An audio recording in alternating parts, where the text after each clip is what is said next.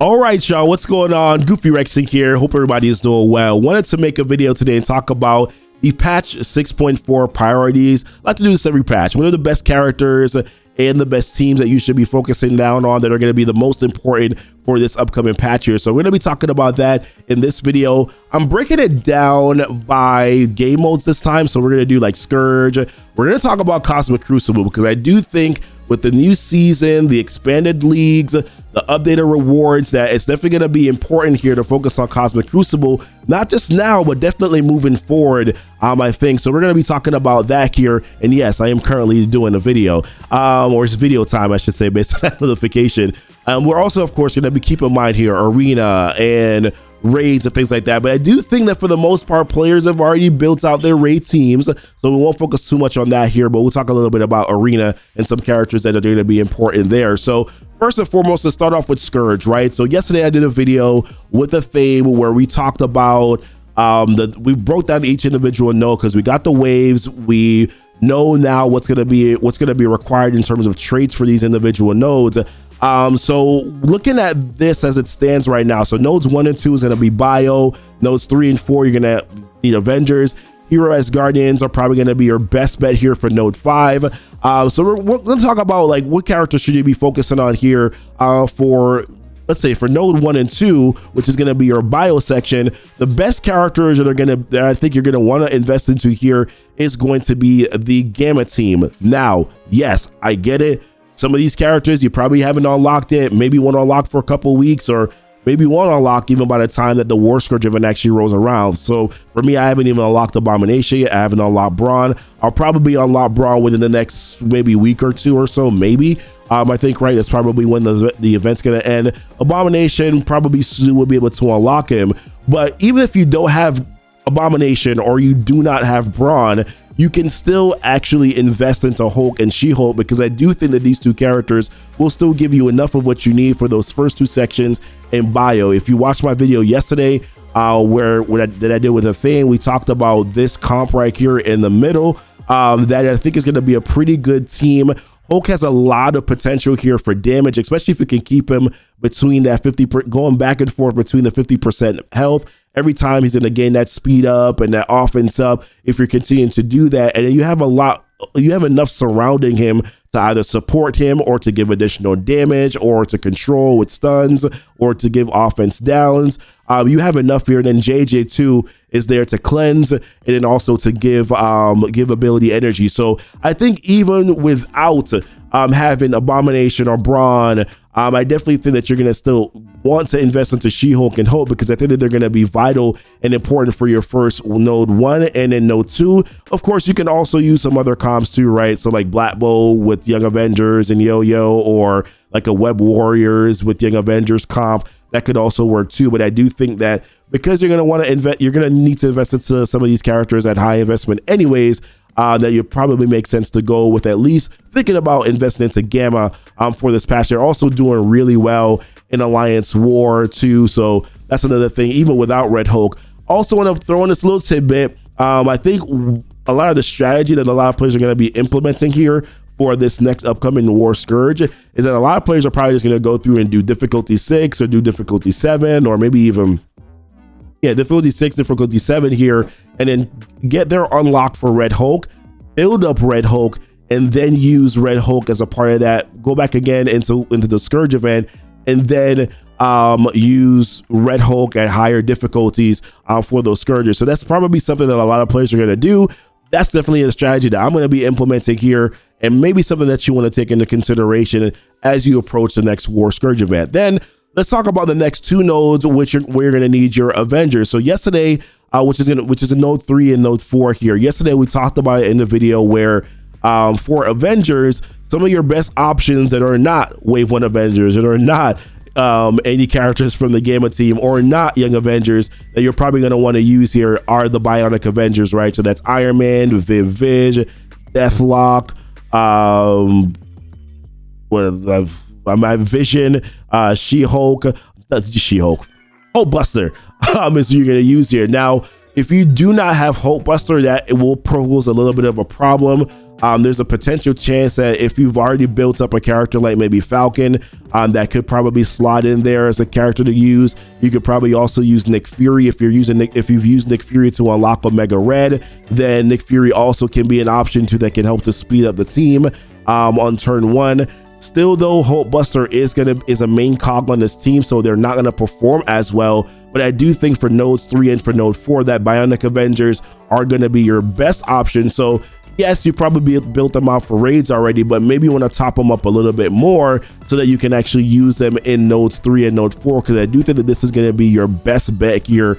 Other than that, I think Young Avengers can be good. I don't think that they're going to have the same damage output. They're much more of a sustained team as opposed to just raw damage. And if you're looking at nodes 4 here in the Scourge event, where you have basically you're going up against a Gamma team with Morbius, there's Scream, and a couple of Hulks on the back end here. I definitely think that you're going to want to have a little bit more raw damage available, and I don't think that Bionic Avengers will even fully clean up node 4. I think realistically it's going to be Bionic Avengers for node 3 that can clear it completely. Then you go into node 4 where you use Bionic Avengers, and then you have to probably clean up with Young Avengers, right? But at least that's going to be sort of like your main team for nodes 3 and node 4, with the cleanup being your Young Avenger team at these higher levels. So that would be a direction that I would go in there. And then of course we get to like node 5 and things like that, where you're going to need your Hero Asgardian team. So this one is a little tricky because honestly, these nodes are kind of anti-Hero Asgardian. However, they're probably still your best full team option that you're going to have available. I think for node 5, you're going to find yourself taking out Heimdall and probably using Star-Lord T'Challa, because in node 5, here, this is where you're going to have Omega Red, and you're going to want to probably bring in Star-Lord T'Challa to kind of try to control Omega Red at least a little bit. You're also in node 5, a quick tidbit too. We talked about this yesterday in yesterday's video, that for node 4, when you go in to clean up with your Young Avengers, bring in Thor so that you can build up his ultimate, so that when you go into node 5, you can use the blind and steal ability energy away from Omega Red with Star-Lord T'Challa, and then you can use Thor to kind of first turn stun a bunch of characters here in node 5. That would definitely be sort of my recommendation in regards to what to do. But I would say for Hero Asgardians, if you are thinking about not investing into Heimdall, that may be fine for node 5. But I definitely think that if you're looking at node 10 for the Scourge event, you're not going to be able to get away with not using Heimdall here. So node 10, you have Viv Vision, who's in an AoE blind. You're going to need Heimdall there to prevent your Hero Asgardian team from getting blind, because it gives them 10,000% resistance against that blind. You're going to need Heimdall to be here. I will say that the strategy though, and also Jubilee too, right, whenever she drops in that second wave, I will say that the strategy here, I think a lot of players are probably going to implement, is probably just skipping node 10 entirely and just going with equipping a bunch of Scourges and getting through nodes 1 through 9 that way, as opposed to trying to focus down on node 10, because this looks really treacherous. You're facing a full Bionic Avenger team with Rescue, War Machine, Ironheart. Then you're going to face Jubilee and Bishop. It's 2 Hulkbusters in this node. There's a lot of players I think are going to be implementing the strategy of equipping a bunch of Scourges, getting through node 9, and then using that as their highest run score, as opposed to trying to bang your head against the wall in node 10. But with that being said, I do think that Heimdall is going to be super necessary if you're going to be going into node 10, because I do think that you are definitely going to need him there to at least be able to resist yourself and get resistance against that blind, because Viv Vision definitely is going to be pretty annoying from that perspective. So that's it as it pertains to the Scourge event. Then let's take a look a little bit here at like Cosmic Crucibles. All right, and then next on the agenda here, we're gonna shift over and talk about Cosmic Crucible, right? So season 1 of Cosmic Crucible is gonna be starting here in like 7 hours from when I'm recording this video.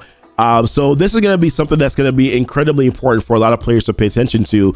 Number 1, they're increasing the amount of leagues. So they're going from 6 to now 19. So they're going to have subdivisions here, which means that your points are going to be a lot more important, right? To make sure that you're staying in your ranking and that you're not dropping too much, because of course, if you're dropping, you're also losing rewards. So you're going to want to make sure that you're staying in at least in the same league, or at least advancing over to the next league here. And the reason why that's going to be important is because they're going to be updating the rewards, right? So Cosmic Crucible credits rewards have been expanded to the new leagues, along with the addition of more T2 L4 ions. These L4 ions are going to be essential, right, for your Apocalypse obtainage. You get an Apocalypse, you get what I'm saying? You're being able to get Apocalypse. Those L4 ions, T2 L4 ions are going to be very important. And then they also mentioned here too that your rewards will also increase more regularly than during the preseason. So wins are going to be a lot more important. And with that being said, there is a new Cosmic Crucible team that's going to be introduced here in this, or it's been introduced in this upcoming patch here with the Tangled Web team. The Tangled Web team has already introduced one of the characters officially in the game here in terms of offers within Spider Weaver, and she's definitely making a name for herself right now. A sensational plug and play character. So I've seen her being used in Arena. I've seen her being used in Alliance War with the Underworld team. What a surprise here that we found a way to make the Underworld team actually relevant. Spider Weaver is amazing though, sensational plug and play character, but yes, she's mainly for Cosmic Crucible. And I think that alongside Spider Weaver and then of course her team, the Tangled Web team, they're definitely going to be an important team to focus on, especially being that they've also expanded the rooms or made some room changes primarily here. So of course the global rules now that all hero mutants would get a boost, but in stage 3 Spider-Mania, unspawned Spider-Verse characters gain safeguard for 2 turns plus 2 deflect. So that Tangled Web team, Spider Weaver, they all have that Spider-Verse tag, and then also some of the characters as a part of the Underworld team too as well. So I think that's going to be what I'm going to see a lot of players probably do here, is use Tangled Web and Cosmic Crucible and then team it up with 2 other characters from Underworld. Most likely, I think it's going to be Mr. Negative and probably Kingpin. I could also see Green Goblin going there as well. Green Goblin actually has a pretty interesting passive that I think would work really well in that alongside that Cosmic Crucible team. So on any Spider-Verse or Underworld ally's turn, he will remove 1 positive effect from 2 random enemies that have a positive effect but do not have safeguard. I think that could work really well in Cosmic Crucible there. And then you have a special too, which does an insane amount of damage. It is also, well, he attacks the most injured enemy with stealth for 480% damage, and then he'll bonus attack for another 480% damage. And then of course here, this is a really important one, right? Characters killed by this attack cannot be revived, and this helps too. This attack is unavoidable and cannot be blocked. So I do think that you get some insane damage potential if you decide to team up your Tangled Web Spider Weaver team with a couple members here from the Underworld team. It could be Green Goblin, it could be Kingpin. I like Kingpin's rework here. I think it's going to be really good. He spawns now with his bodyguards. They gain taunt. He can still give he can now give defense up. He can now give offense up and defense up, right? To all allies more regularly. So I think that Kingpin could be a nice little plug and play character, but I think a lot of players are probably going to be looking at Mr. Negative and probably using maybe Green Goblin or Kingpin here as a part of this group. So I do think that it's something to look towards. I think definitely Spider Weaver for sure. I think Tangled Web, definitely at least consider them as patch priorities.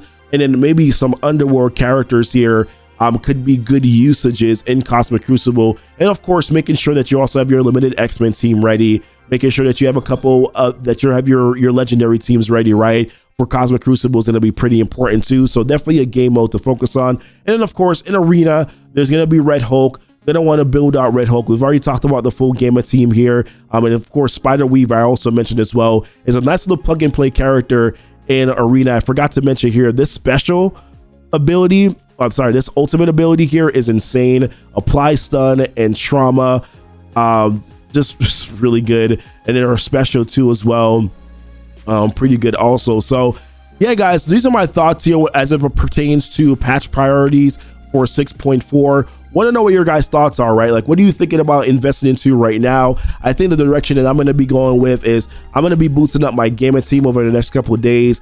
I might try to get my Bionic Avenger team here to level 90 to kind of get them going. And then I'm probably going to look at Spider Weaver for sure.